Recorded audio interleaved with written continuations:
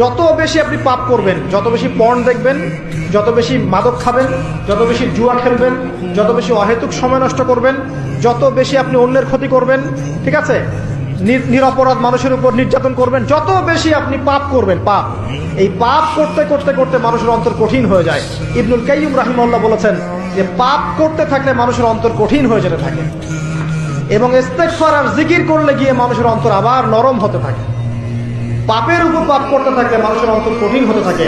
এই বিষয়ে রাসূলুল্লাহ সাল্লাল্লাহু আলাইহি ওয়াসাল্লাম বলেছেন, যখন মানুষ একটা পাপ করে কলবের মধ্যে একটা কালো দাগ পড়ে যায়, যখন আরো একটা পাপ করে আরেকটা কালো দাগ পড়ে যায়, এইভাবে যখন পাপ করতেই থাকে তখন পুরো কলবটাই কালিমা পূর্ণ হয়ে যায়।